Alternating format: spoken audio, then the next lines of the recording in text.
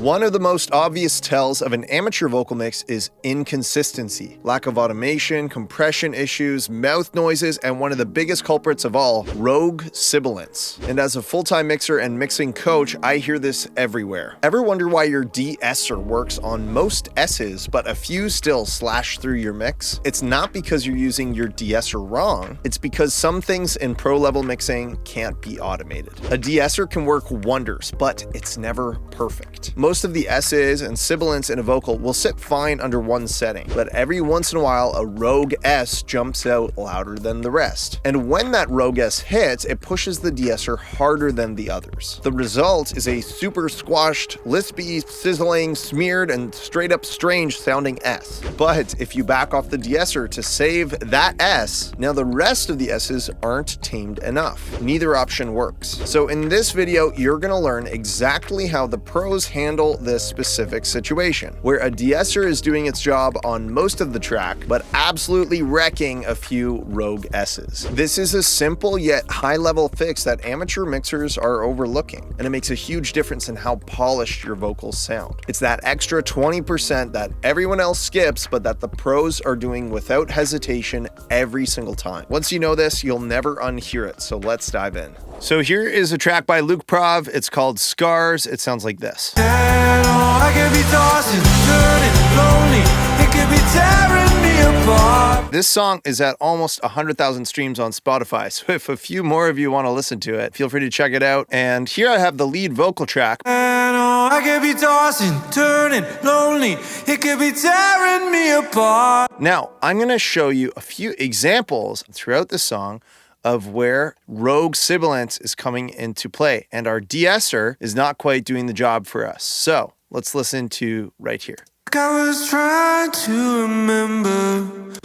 Now, this is not an S, this is a T. Do you see it right there? S's, T's, lots of these consonants, mostly S's and T's, all looks like this. It is this hairy looking little moment in our vocal file. It's as if a breath grew some hair. And this T is very overly pronounced. Trying to remember. See this S? This is not rogue. This is like tucked in and healthy, but we get to that T, even though we have our de-esser working nicely across the rest of the song, that T is just too much. So I'm gonna show you how to fix this. Trying to remember.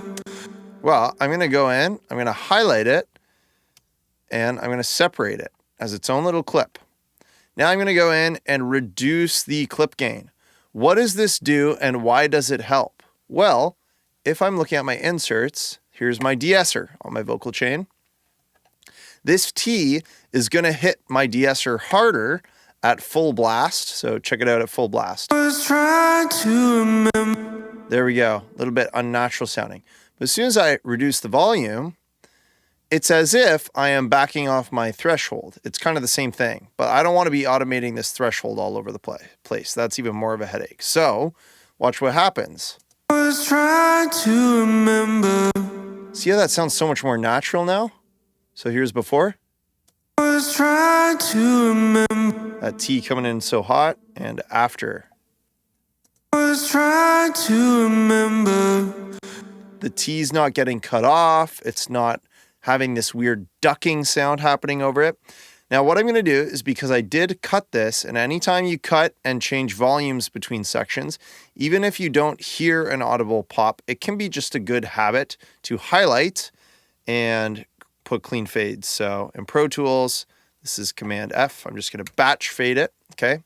Every DAW can do this. And now we've got a healthier moment of rogue sibilance, which is no longer rogue. Trying to remember.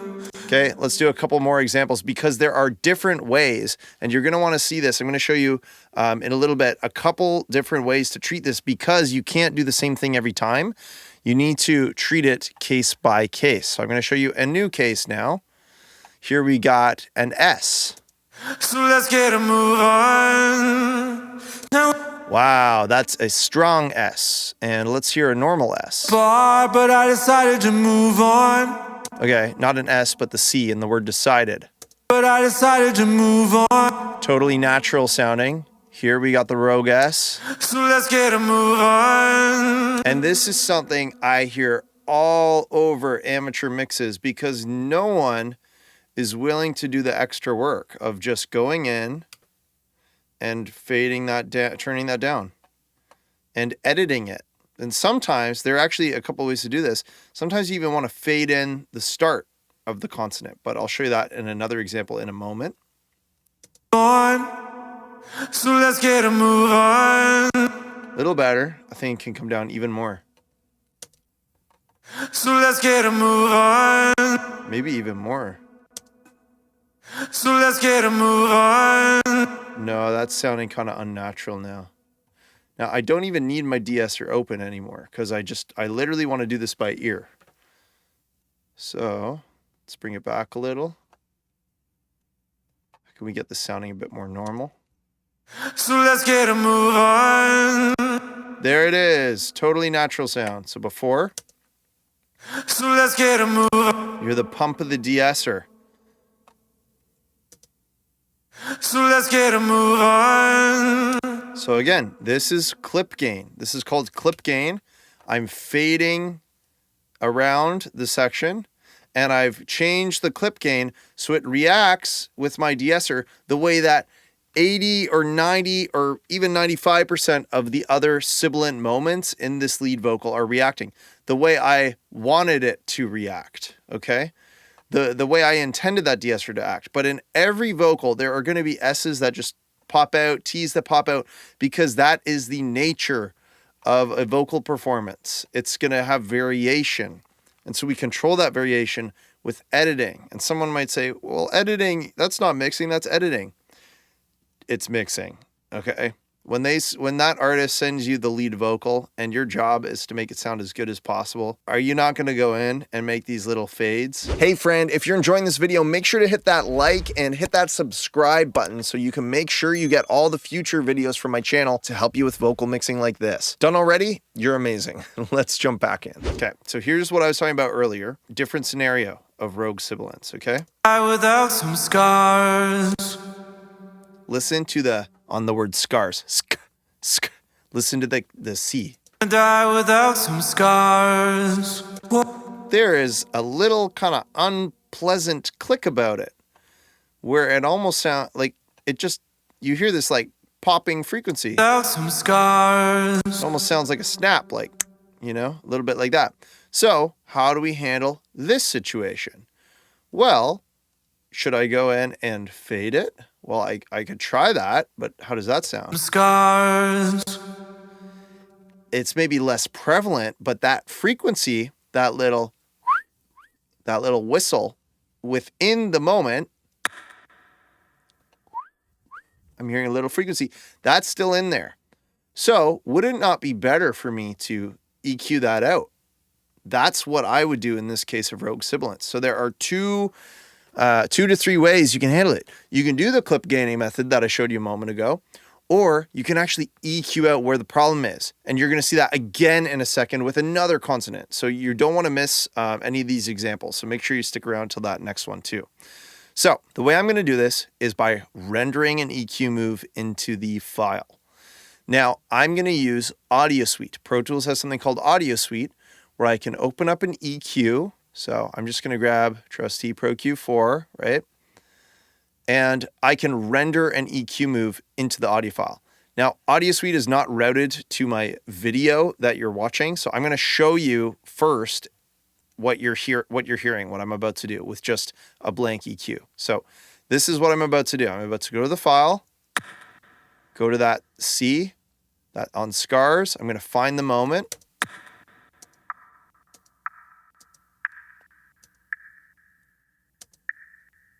That's it. I think it's that frequency. I'm going to get surgical. I'm going to remove it. Okay. And so this is the move I'm going to make in my Audio Suite. It's going to look something like this, and I'm going to render it in and see how that helps. So I'm going to go ahead and do that now. I got my Audio Suite here. And the reason I opened the other EQ at the top of the chain, I'm not leaving that EQ move. I'm turning that off as soon as I render this in. That's just so you could hear what I was doing. So the move was 1800 hertz, 12 dB cut, okay? And I'm going to do this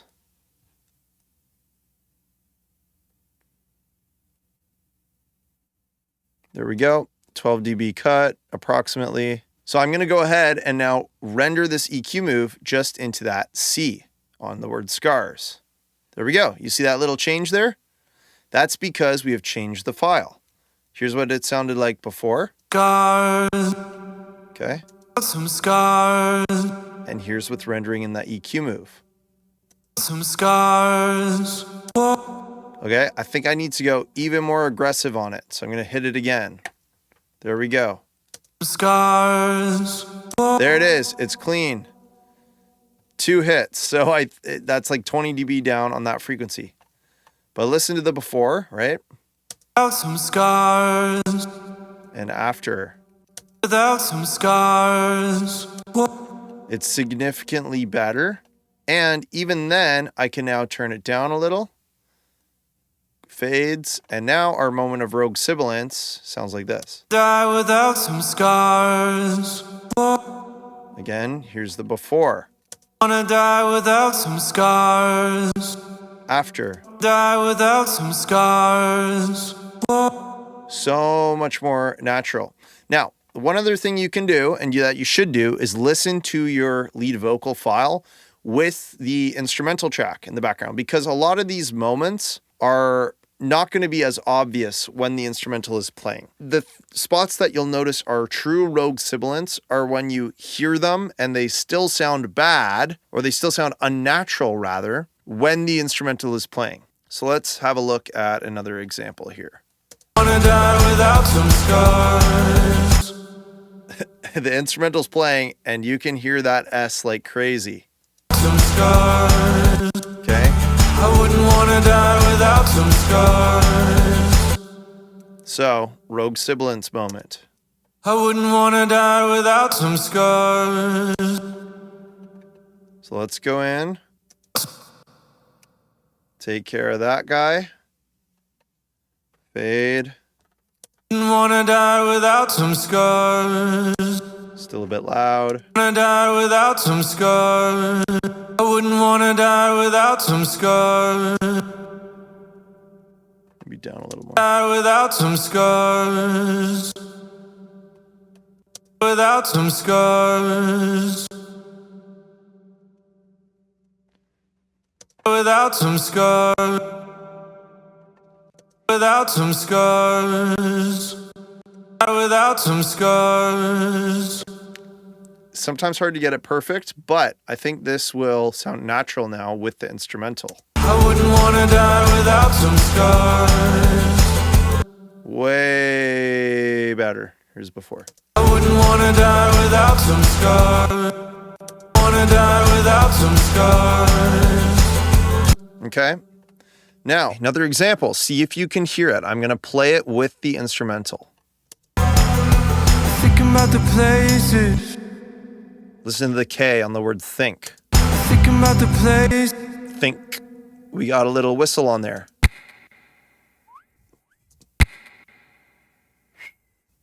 That's what it is. So, let's find that frequency. There it is.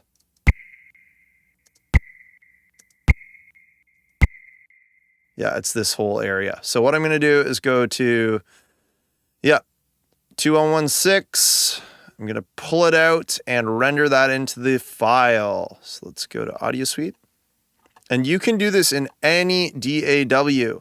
Logic Pro has a way of doing this called selection-based processing. Just look up apply selection-based processing. You can just highlight a part of the track and apply and render in the move into the track. So I'm going to go here to that same frequency. I can hear this. You can't.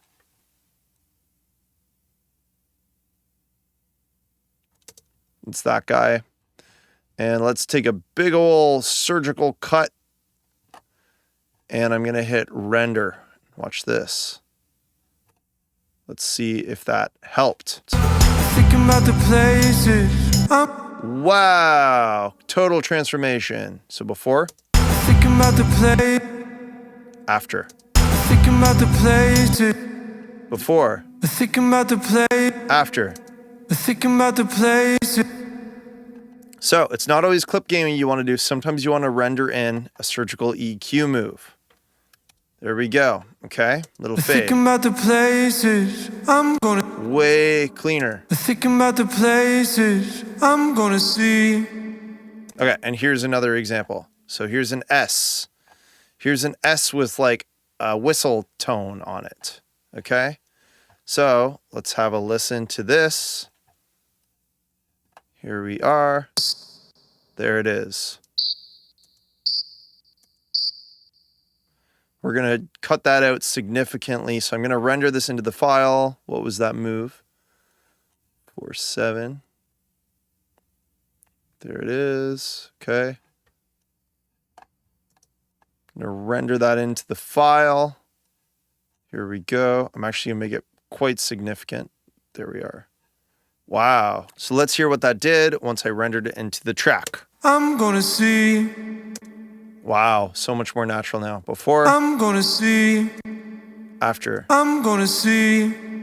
Okay, that's what this is all about. It's about finding those moments of rogue sibilance through your track. There'll just be a few of them, and treating them with either a clip gain move or a EQ move rendered into the file, or sometimes both. I'm not saying your song is full of these moments, but I guarantee you your lead vocal has some rogue sibilance somewhere that no matter how perfectly you de-ess, it's not your fault. You're not going to be able to perfectly treat it without getting into the file like a pro, fixing it up, and getting that polished mix done. If you enjoyed this video, I have something I think you're going to enjoy even more. It's my home mixing cheat sheet, and it is free for you today. To download, the link is at the top of the description. What is the home mixing cheat sheet? It is my go-to settings for EQ, compression, and even possible effects like this for all sorts of instruments and all sorts of elements in your song, from vocals to guitar to drums to bass. It has everything you need to get a great starting point sound for your mix. And when you grab that free cheat sheet, I'll give you all the information on how my mixing mentorship works too, so that you can find out if it's a good fit for you. Other than that, friend, don't forget to hit the subscribe button, hit that like button if you can. Happy mixing, and I'll see you next time.